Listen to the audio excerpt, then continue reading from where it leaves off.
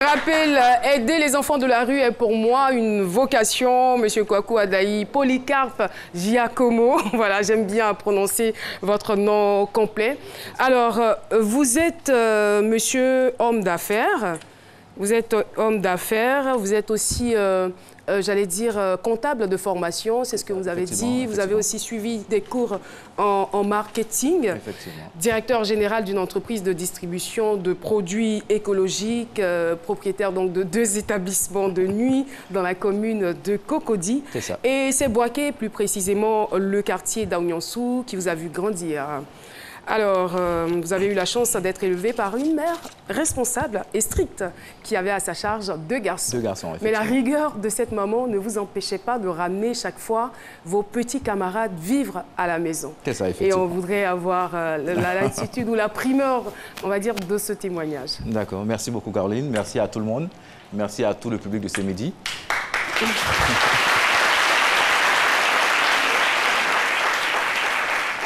Effectivement, tout a commencé à Boaké. À Boaké, étant très jeune, je revenais à la maison avec des amis de quartier. Souvent, je les prenais un peu plus loin que le quartier. On revenait à la maison, on restait 1 ou 2 jours, avec maman, bien sûr. Et ils aimaient bien ça. Donc, j'aimais partager, j'aimais rencontrer des gens. Quand je vois quelqu'un qui est un peu moins nanti en griffe que moi, je veux toujours lui apporter une assistance, je veux toujours rester à côté, toujours permettre aux autres qui sont du même âge que moi, et moins nantis que moi, d'aller de l'avant. Et je suppose que c'était récurrent. Maman, elle réagissait comment face à cela? Bah, elle réagissait bien, mais pas tout le temps. Pas tout le temps. Quand ça met plus de temps, elle est beaucoup plus nerveuse. Elle veut absolument rencontrer les parents des enfants, voir un peu d'où ils viennent, pour ne pas avoir de problème après. Ben, vous savez, on s'entête toujours, on passe toujours par derrière, et fait rentrer les amis, et puis on reste 1 ou 2 jours. Voilà, donc ça se passait comme ça. Et celui qui a fait 3 ans? Celui qui a fait 3 ans, c'est une histoire.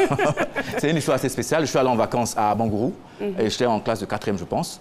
Et j'ai mon cousin qui m'a présenté à un monsieur, un jeune monsieur, qui était étudiant, qui venait d'être étudiant, orienté à Boaké, dans une grande école, je pense, une grande école d'agriculture ou quelque chose comme ça. Et il est venu à Boaké, sans parents, il ne connaissait personne. Je lui ai dit, sans demander à mes parents, je lui ai dit, bon, écoute, quand tu viens, moi j'habite à tel endroit, tu viens, tu habites là. Moi, je le dis comme ça, hein, je le dis de façon instinctive. Et un jour, on m'appelle, on me dit, ah, il y a quelqu'un qui demande après toi. Je dis, c'est qui? Je vois le monsieur. Il dit, non, comme tu as dit que je devais venir, je suis venu voir mon école. Il est resté chez moi 3 ans. Ça n'a pas été facile au début avec la vieille. Elle a parlé, non, pourquoi? On est obligé d'aller à Bangourou retrouver ses parents pour qu'ils se connaissent, tout ça, mais il est resté 3 ans. Aujourd'hui, c'est comme un grand frère. Il est là, il est à Abidjan, il travaille, et puis on a toujours de bons rapports. Mais justement, je veux dire que qu'est-ce qui vous motivait? Parce que vous n'étiez qu'un enfant, vous n'aviez pas forcément cet instinct paternel-là de vouloir vous occuper de d'autres enfants. Mais qu'est-ce qui vous motivait à les emmener chez vous à la maison? Bon, je pense que c'est... Parce qu'à cet âge-là, quand même, on a d'autres préoccupations. Voilà, d'autres priorités. Là, je ne saurais vous dire ce qui me motivait dans cette période-là. C'était instinctif, ça venait du fond de moi, ce sont des choses que je ressentais. Je ne le faisais pas juste par intérêt ou par chose. C'est après que je me rends compte. Automatiquement, quand je le fais, pour moi, c'est normal. C'est normal que j'apporte assistance ou que je sois avec des amis du même âge que moi ou en train de discuter avec des gens du même âge que moi ou les aider, un temps soit peu, à passer de bons moments ensemble. Mais j'avais aucune conviction en tant que telle. C'était plus jeune, c'était cette façon de délibérer. Vous n'avez jamais eu de mauvaises surprises parce qu'on ne sait jamais, un enfant, il peut être des larcins, des bagarres, ça ne s'est jamais mal passé? Oui, mais quand je ramène des gens à la maison, c'est vrai que je ne suis pas aussi naïf que ça. C'est-à-dire que je sais qui je ramène, mine de rien. Je sais qui je ramène, je ne retrouve pas quelqu'un carrément dans la rue où je ne connais même pas son nom, je ne connais même pas, j'ai aucune acquaintance avec lui, je ramène chez moi, pas du tout. Ce sont des gens avec qui je passe du temps, que je connais. Et vous êtes audacieux quand même, parce qu'à cette époque-là, c'est pas vous qui achetez le sac de riz des gens, vous venez manger le riz des gens. Effectivement, bon, qu'il y en a pour un, il y en a pour tout le monde. Et pour revenir donc à cette ville-là, la ville de Boaké, où vous avez gardé de très bons souvenirs. Très bons souvenirs, il faut dire que vous avez eu un cursus scolaire assez réluisant. Merci. Si, effectivement. J'ai fait le collège adventiste. Après, je suis allé au lycée classique. J'ai eu le bac. Je suis allé à l'Université Korogo. J'ai fait une formation. Je suis revenu à Abidjan. J'ai commencé à travailler dans une société cotonnière. Je ne sais pas si je peux dire le nom. Non. Voilà, vous avez très bien fait de me poser la question. D'accord, au service financier d'une société cotonnière. Et puis, la guerre a éclaté. La guerre a éclaté en 2002. Je suis resté 4 mois au nord. Après, je suis rentré sur Abidjan. On m'a demandé de repartir travailler.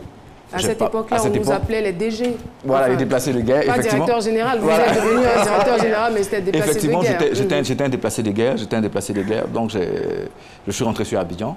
J'ai commencé à faire des travaux, des petits travaux, et je me suis orienté vers le secteur de la nuit, secteur de l'animation de la nuit. J'ai travaillé avec un ami d'un bar climatisé. J'ai ouvert le bar climatisé avec lui d'ailleurs. Il en était le propriétaire, moi le gérant. Et puis, après 2-3 ans, j'ai décidé d'ouvrir mon club. J'ai fait mon club en Hongrie, 7e tranche. Je peux dire le nom, je sais pas, le Bluetooth, voilà. Soit dit en passant, le Bluetooth, j'ai fait... Vous êtes bien mal. Merci, merci. J'ai fait mon club, et puis après, j'ai fait un maquis, un espace de live. Et puis je me suis lancé dans les affaires, dans la distribution de produits écologiques. Alors à quel moment, puisque vous arrivez à vous intégrer, vous menez vos activités, tout ça, vous avez vos business, à quel moment vous commencez à vous intéresser aux enfants de la rue? Bon, d'accord. Je reviens un peu en arrière parce que je crois que j'ai eu beaucoup de chance. J'ai eu beaucoup de chance. J'ai eu beaucoup de chance. Le fait de sortir des zones de guerre et puis aujourd'hui me retrouver à ce niveau-là, je pense que ce n'est pas tout le monde qui a cette chance-là.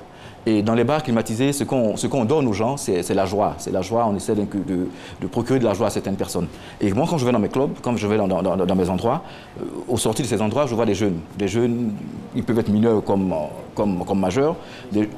Voilà, mineurs la plupart du temps, qui sont aux alentours de ces endroits-là pour demander une pièce ou un billet, et on a un culte de mauvaises valeurs comme je ne dirais pas comme le travaillement, des choses, du coup, après les voitures. Donc, ces jeunes-là m'approchaient souvent. Pour dire, ah boss, non, moi je veux l'argent pour acheter 10 paquets de Lotus pour vendre, je veux tant. Bon, moi je fais de façon délibérée. Quand je peux, je les aide, je les ramène au maquis, ils vont manger, j'organise des bouffes parties, je paye du riz, ils viennent manger. Bon, c'est de façon délibérée. Voilà. Donc c'est comme ça que j'ai repris contact avec ces jeunes en situation de vulnérabilité qui étaient d'abord autour de mes établissements de nuit et que je rencontrais aussi au plateau ou ailleurs quand j'allais me balader. Voilà. Et après, est-ce qu'il y avait un suivi? Est-ce que vous vous rendiez compte après que ces jeunes-là utilisaient l'argent qu'ils vous soutiraient pour véritablement mener des activités? Oui, c'était ça le problème, parce que le même jeune qui vient vous voir aujourd'hui pour vous soutirer 10 000 francs, vous le revoyez encore 2 jours après ou 3 jours après, qui va vous soutirer encore 10 000. Donc je me suis dit intérieurement qu'il fallait structurer la chose, qu'il fallait essayer d'aider ces jeunes-là, mais de façon structurée, de façon bien, pour qu'ils puissent se recadrer, se réinsérer et entièrement dans la société ivoirienne. Et voilà. Cette structuration se matérialise comment? Cette structuration n'a pas été facile. Ça, c'était des idées seulement que j'avais. Donc, bon, j'ai eu l'idée, et puis je dormais avec, hein, comme on dit.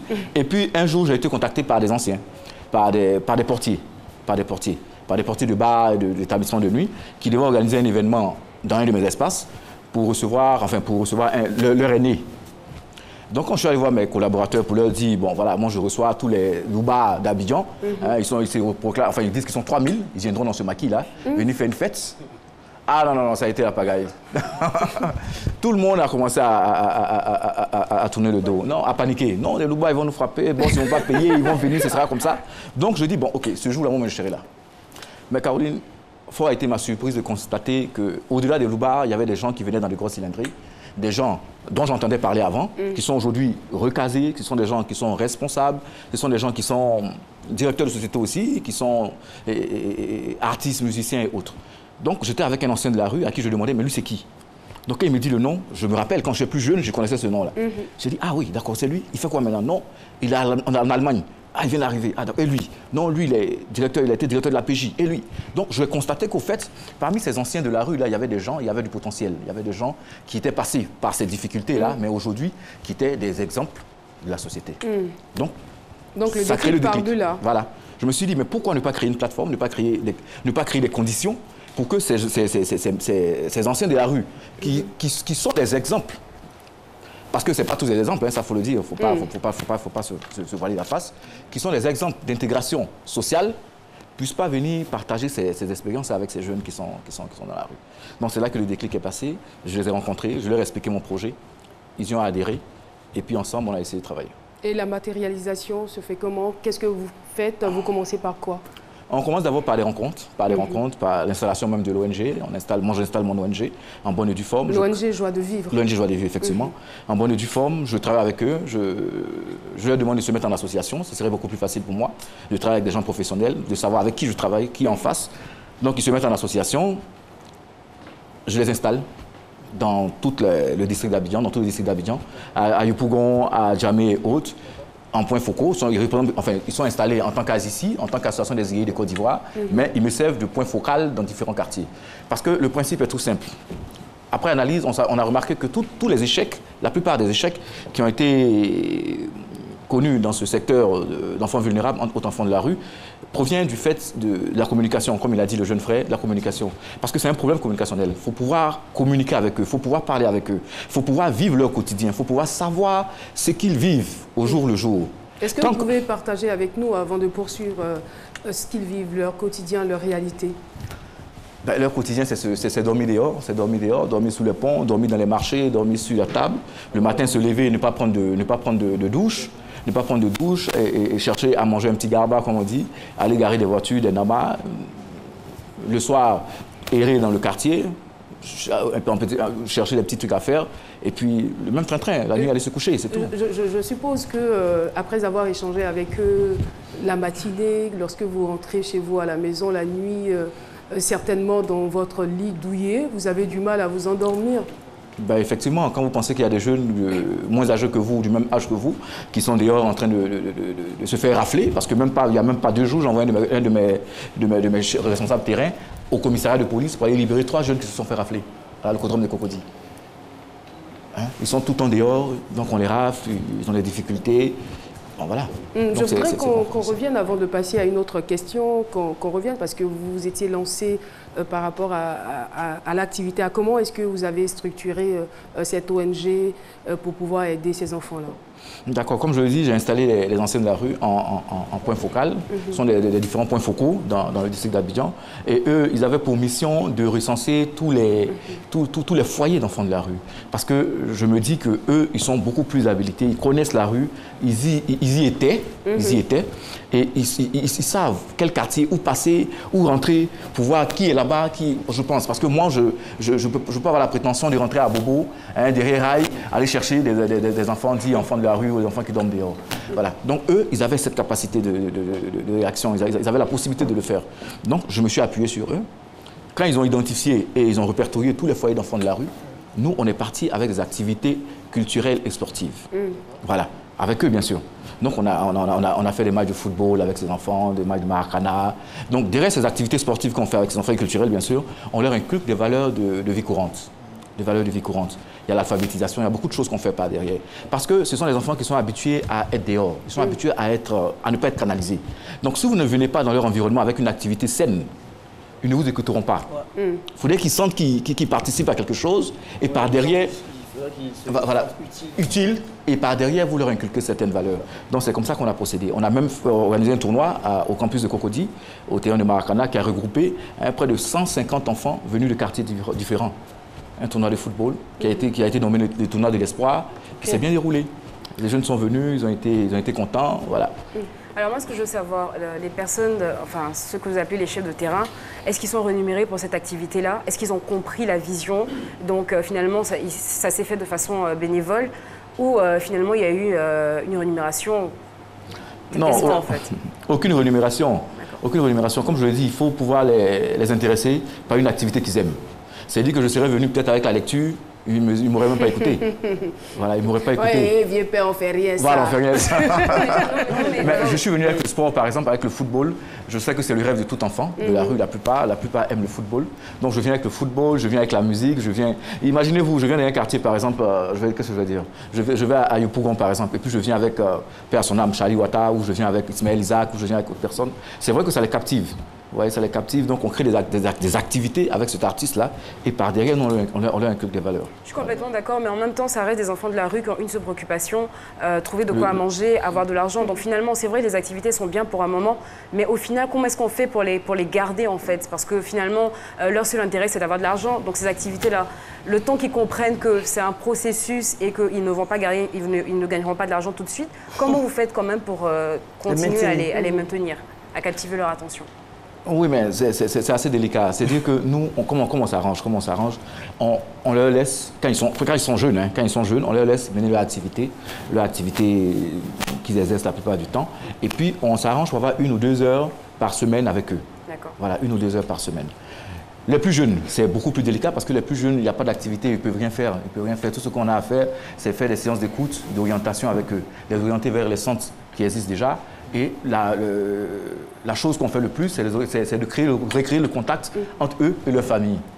L'objectif principal, c'est de les ramener à la maison, de les ramener en famille, voir qu'est-ce qui a été le lien, qu'est-ce qui a brisé ce lien-là entre lui et sa famille. C'est des séances d'écoute qu'on fait avec des éducateurs spécialisés, voir qu'est-ce qui se passe, voilà, pour pouvoir le ramener en famille. Au cas où il y aurait un véritable blocage, on le ramène vers les institutions étatiques.